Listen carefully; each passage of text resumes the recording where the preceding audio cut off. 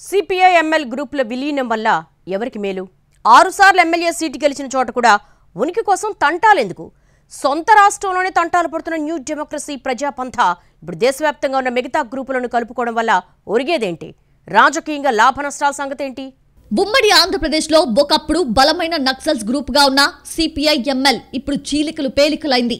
రకరకాల దెబ్బలు తగిలాక ఇప్పుడు సిపిఐ ఎంఎల్ ప్రజాపంథ దేశంలోని పలు గ్రూపులను ఐక్యం చేసే దిశగా అడుగులు వేస్తోంది. అందుకు ఖమ్మం జిల్లానే వేదికగా చేసుకోబోతోంది.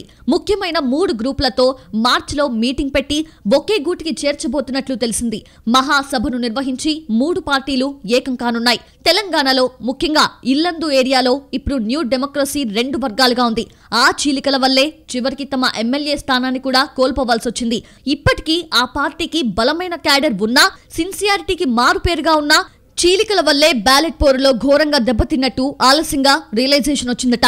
1978 నుంచి 2004 వరకు జరిగిన ఎన్నికల్లో ఇల్లందు నియోజకవర్గంలో 6 సార్లు నాటి న్యూ డెమోక్రసీ నేటి ప్రజాపంథ గెలుపొందాయి.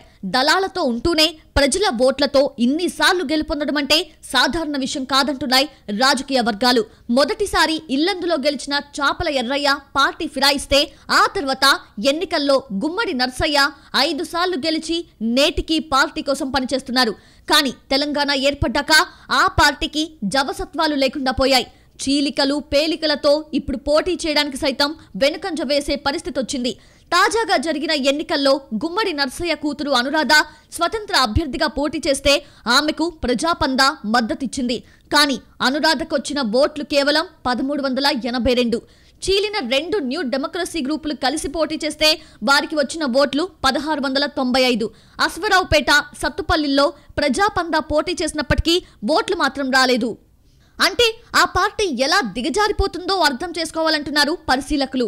స్వరాష్ట్రంలో సీట్లు పోయాయి, ఓట్లు కూడా రాలడం లేదు.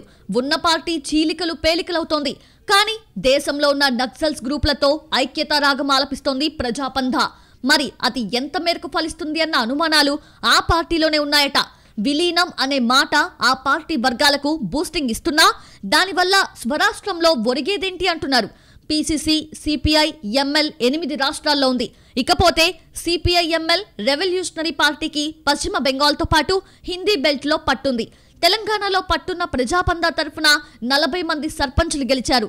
ఇప్పుడు వాళ్లలో ఎక్కువ మంది పార్టీలో లేకున్నా ప్రజాదరణ మాత్రం తగ్గలేదంటున్నారు. ఈ పరిస్థితుల్లో ఇతర ఎంఎల్ పార్టీల విలీనం వల్ల ఇక్కడ పెద్దగా మార్పు ఉండబోదన్న అభిప్రాయం పార్టీ వర్గాల్లోనే ఉందట. కానీ గతంలో వివిధ నక్సల్ గ్రూపులను ఏకం చేశాకే మావోయిస్టు పార్టీ బలపడిందని, అదే ఫార్ములా ఇక్కడ కూడా వర్కౌట్ అవుతుంది అని వాదించే వాళ్ళు ఉన్నారు. మరి ఎంఎల్ గ్రూపుల విలీనం తర్వాత ప్రజాపంథకు ఎలాంటి స్థానం దక్కుతుందో, ప్రజలు ఎలా ఆదరిస్తారో చూడాలి.